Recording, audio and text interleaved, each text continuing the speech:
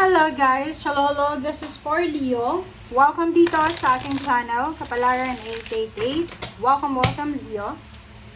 This is for Leo Collective. Ano bang message ang kailangan mong marinig? Okay.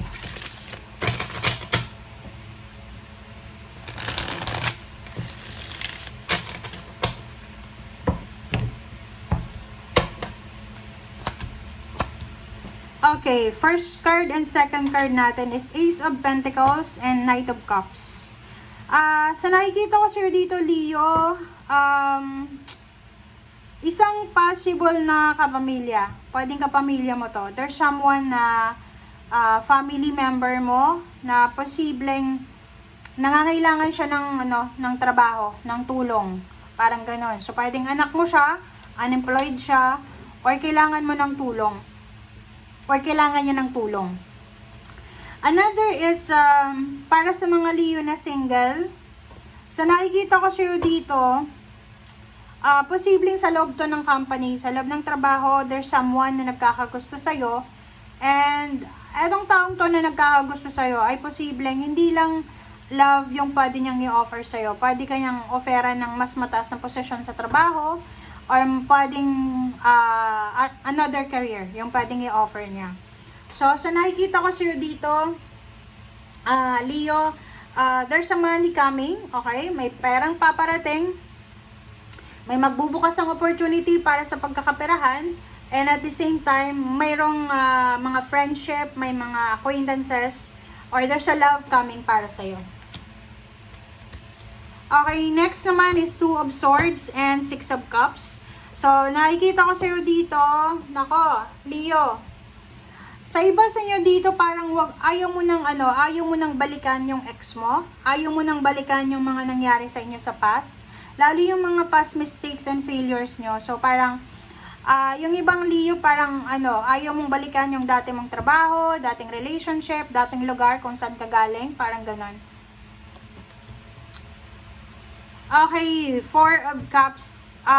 There's someone na nag-aantay sa'yo, or ikaw ba yan? You're waiting for a text message, for a call, or for a confirmation, or pwedeng there's someone na nag-aantay ng message mo or ng confirmation galing sa'yo.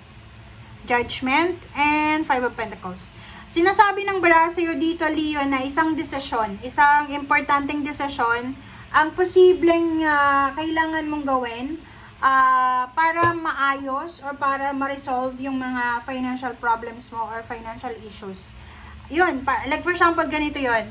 Parang gusto mong bumalik sa dati. Parang gano'n. Gusto mong bumalik sa dati mong trabaho, gusto mong bumalik sa dati mong pinagkakakitaan para ma-resolbahan yung problema sa salapi. I-comment nga sa comment section. Or parang gusto mong bumalik sa dati. Parang gano'n. I don't know kung anong babalikan mo.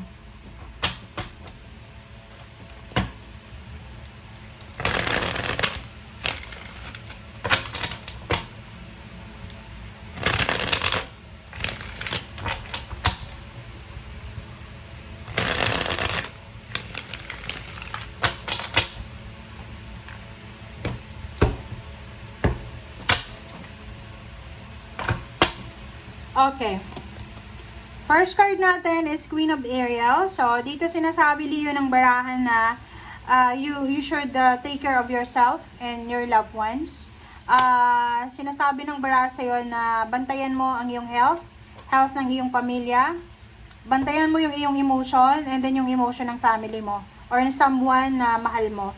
Dito sinasabi ng baraha sa'yo na kinakailangan mo ng isang practical and matalinong advice, or matalinong solusyon. Okay?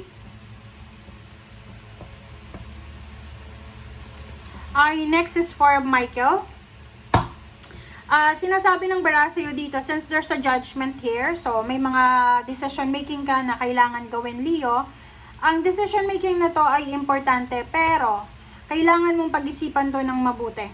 Okay? May iba sa inyo dito, Leo, na siguro hindi kayo makatulog sa gabi.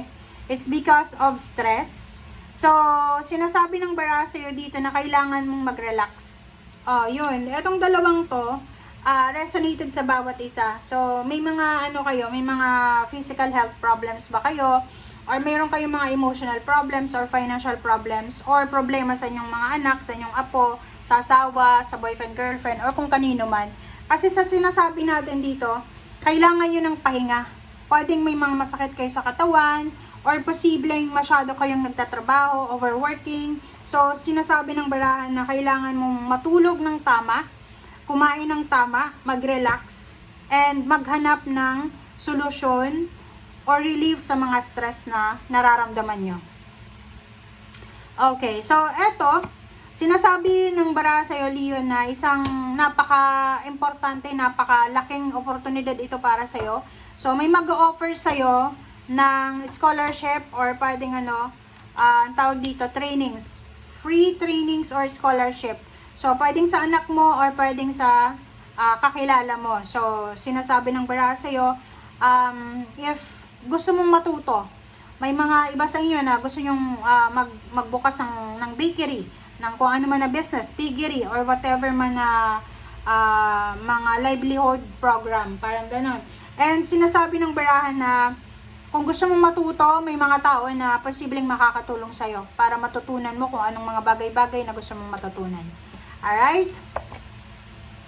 Ten of Gabriel. So, dito sinasabi ng barahan na yon, may mga Leo ditong nangangailangan ng tulong. Pera ang kailangan nyo ng emotional support, kailangan nyo ng spiritual support and physical support. So, kung wala kang nakikitang mga tao sa paligid mo na tumutulong sa'yo or willing na tulungan ka, mag-pray ka, meditate, reflect, ask your angels para padalhan ka ng mga tamang tao para mabawasan yung mga bagahe na pinapasan mo. Okay? Masyado kang abala, masyado ka bang workaholic, okay? So, dito sinasabi ng baraha, masyado ka bang nag-people please sa mga tao sa paligid mo. So, sinasabi ng baraha, tapusin mo na yung people pleasing, gawin mo kung ano yung tama. Okay? Huwag nating tatanggapin yung mga obligations, duties and responsibilities na hindi naman para sa atin. 'Di ba?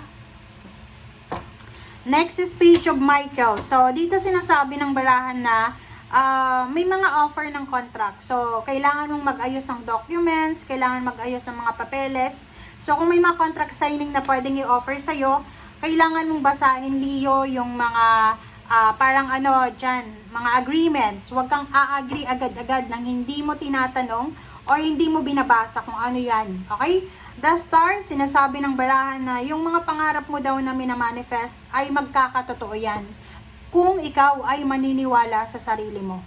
Matatapos ang lahat ng mga difficult or mga troubles or mga obstacles sa buhay mo kung gugustuhin mo. Okay? Yun guys, thank you for watching and see you again, Leo. Bye!